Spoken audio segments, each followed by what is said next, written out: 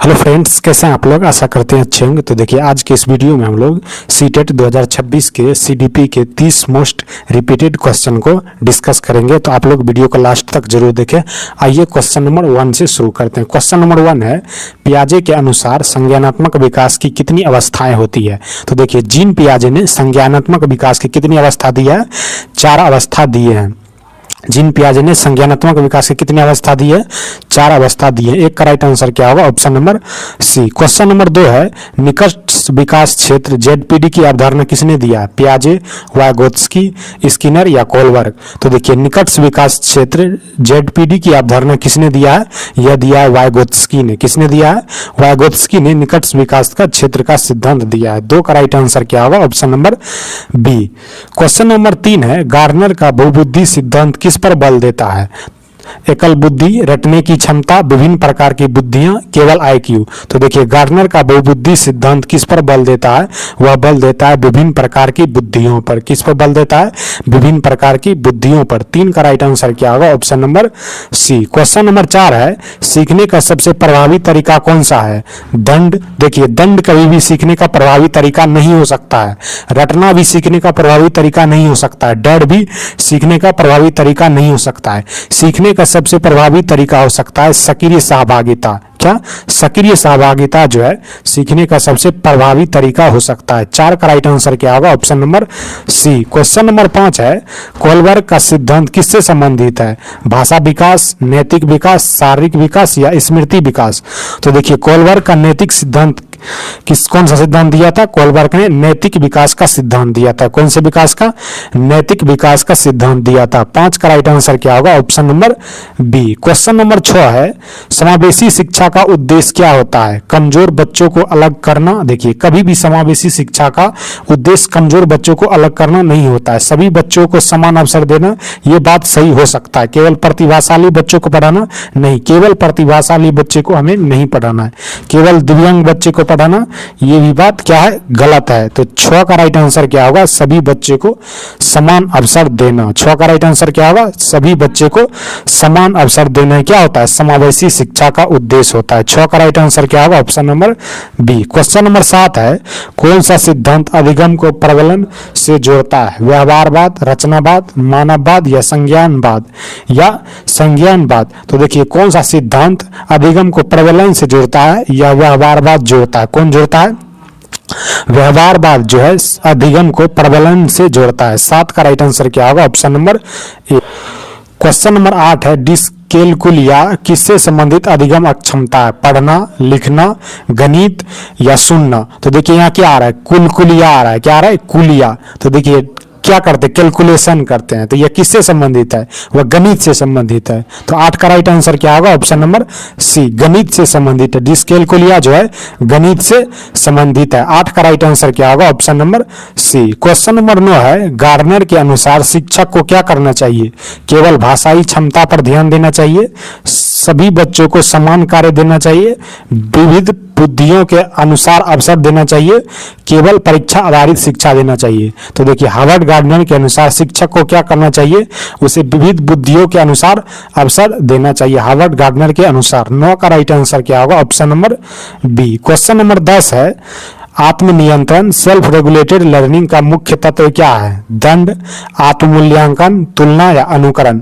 तो देखिए, आत्मनियंत्रण अधिगम सेल्फ रेगुलेटेड लर्निंग का मुख्य तत्व क्या होता है?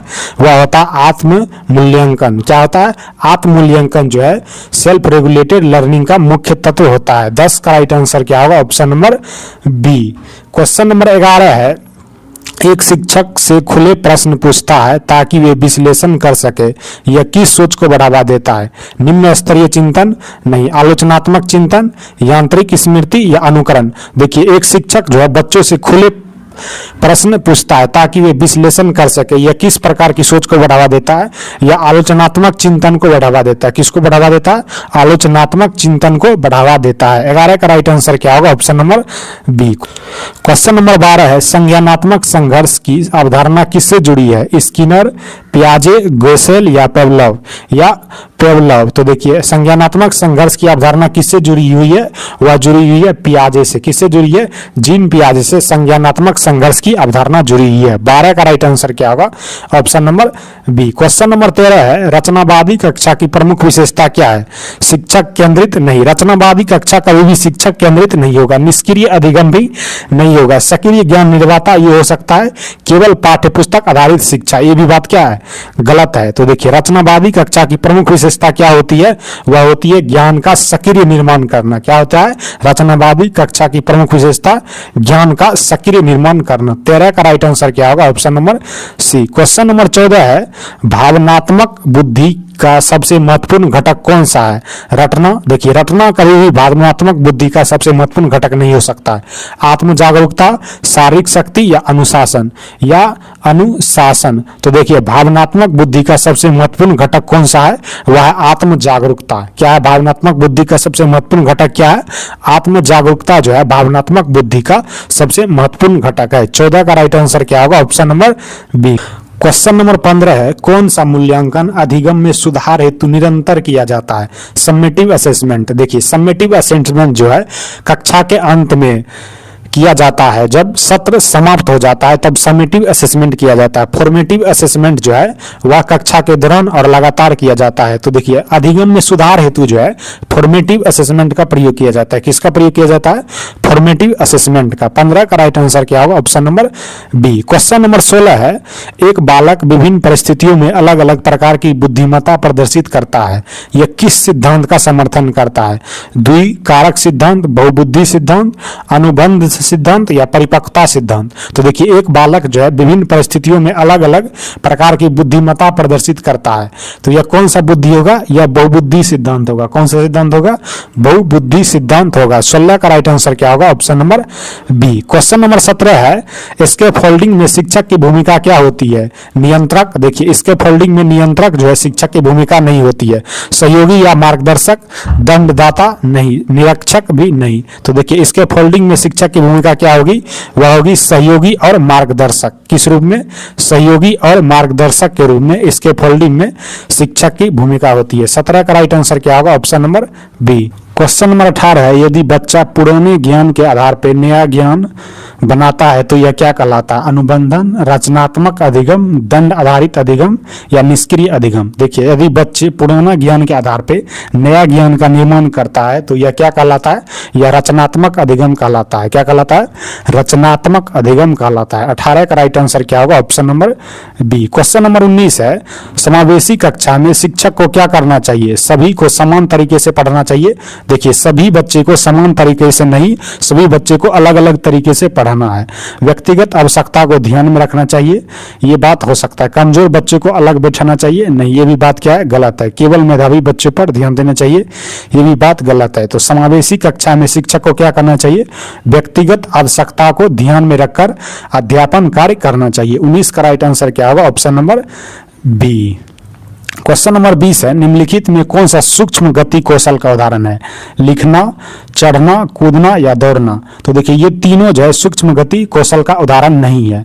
सूक्ष्म गति कौशल का उदाहरण कौन है? वह लिखना जो है सूक्ष्म गति कौशल का उदाहरण है। 20 का राइट आंसर क्या होगा? Option number A. Question number 21 है, किशोर डैश अनुभव कर सकता है? बचपन में किए गए अपराधों के प्रति डर के भाव, आत्मसिद्धि के भाव, जीवन के विषय में परिवर्तन, इच्छुक और स्वयं से सरोकार। इच्छुक और स्वयं से सरोकार। तो देखिए किशोर डैश का अनुभव करता है? वह करता है इच्छुक और स्वयं से सरोकार। क्या अनुभव करता है? इच्छुक और स्वयं को सरोकार करता है। 21 का राइट आंसर क्या होगा? Option number 4। क्वेश्चन नंबर 22 है, शारीरिक रूप से अक्षम बच्चों को सामान्यतः होता है डिसकैलकुलिया, डिसलेक्सिया, डिसग्राफिया, डिसमिथिया या डिसमिथिया। तो देखिए शारीरिक अक्षमता किससे संबंधित है? वह डिसमिथिया से संबंधित है। किससे संबंधित है?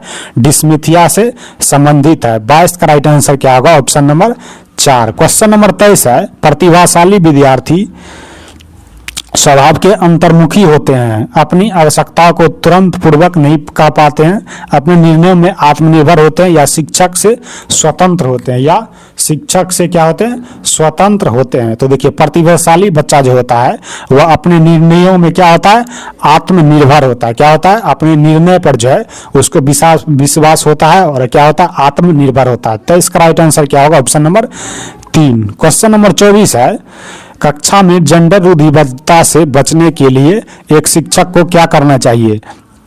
लड़कों को जोखिम उठाने और निर्भीक बनाने के लिए प्रोत्साहित करना चाहिए। नहीं, ये बात क्या है, गलत है। लड़के लड़कियों को एक साथ और परंपरागत भूमिकाओं में रखना चाहिए। ये बात क्या होगा, हो सकता है अच्छी लड़की अच्छा लड़का कहकर शिक्षार्थियों को कार्यों को सराहना करना चाहिए। नहीं, ये भी बात क्या है, गलत है। कुश्ती में भाग लेने के लिए लड़कों को प्रोत्साहित करना चाहिए। ये भी बात क्या है, गलत है। तो कक्षा में जेंडर रूढ़िबद्धता से बचने के लिए एक शिक्षक को क्या करना चाहिए, लड़के और लड़कियों को एक साथ व परंपरागत भूमिका में रखना चाहिए। 24 का राइट आंसर क्या होगा, ऑप्शन नंबर 2। क्वेश्चन नंबर 25 है, वाइगोत्स्की के अनुसार सीखने में सबसे महत्वपूर्ण भूमिका किसकी होती है।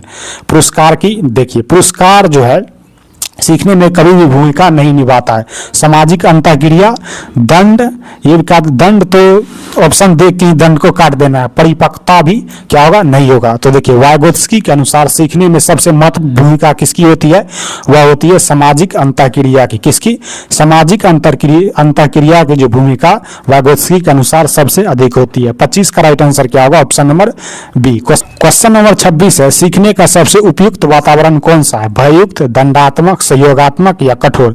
तो 26 का राइट आंसर क्या होगा, आप लोग को कमेंट करना है 26 का राइट आंसर क्या होगा, और जरूर कमेंट कीजिएगा। क्वेश्चन नंबर 27 है, समावेशी शिक्षा का अर्थ क्या है, केवल दिव्यांग बच्चे को पढ़ाना। देखिए केवल दिव्यांग बच्चे को पढ़ाना समावेशी शिक्षा का अर्थ नहीं होता है। केवल मेधावी बच्चों को पढ़ाना, ये भी बात क्या है, गलत है। सभी बच्चों को साथ पढ़ाना, ये समावेशी शिक्षा का मतलब हो सकता है। केवल ग्रामीण बच्चे को पढ़ाना, ये भी बात क्या है, गलत है। तो 27 का राइट आंसर क्या होगा, ऑप्शन नंबर सी। सभी बच्चों को साथ पढ़ाना ही क्या होता है, समावेशी शिक्षा का उद्देश्य होता है। 27 का राइट आंसर क्या होगा, option number C. Question number 28 है, अधिगम को प्रभावी बनाने के लिए शिक्षक को क्या करना चाहिए, केवल व्याख्यान देना, विद्यार्थियों को सक्रिय बनाना, दंड देना या गृहकार्य ना देना। तो देखिए अधिगम को प्रभावी बनाने के लिए शिक्षक को क्या करना चाहिए, उसे विद्यार्थियों को सक्रिय बनाना चाहिए। क्या करना चाहिए, विद्यार्थी को सक्रिय बनाना चाहिए अधिगम को प्रभावी बनाने के लिए। 28 का राइट आंसर क्या होगा, option number B. Question number 29 है, बालक का प्रथम विद्यालय कौन होता है, समाज, परिवार, विद्यालय या खेल का मैदान। तो देखिए बालक का प्रथम विद्यालय कौन होता है, वह परिवार होता है। कौन होता है बालक का प्रथम विद्यालय, परिवार जो है बालक का प्रथम विद्यालय होता है। 29 का राइट आंसर क्या होगा, option number B. Question number 30 है, रचनावादी दृष्टिकोण में शिक्षक की भूमिका क्या होती है, नियंत्रक, दंड देने वाला, मार्गदर्शक या निरीक्षक। तो देखिए रचनावादी दृष्टिकोण में शिक्षक की भूमिका क्या होती है, वह होती है मार्गदर्शक के रूप में। रचनावादी दृष्टिकोण में शिक्षक की भूमिका क्या होती है, मार्गदर्शक के रूप में रचनावादी दृष्टिकोण में शिक्षक की भूमिका होती है। 30 का राइट आंसर क्या होगा, ऑप्शन नंबर सी। आप लोग बताइएगा 30 में से आप लोग का कितना प्रश्न सही हुआ, और आप वीडियो को लाइक जरूर करें और सब्सक्राइब करें, दोस्तों में शेयर जरूर करें। धन्यवाद।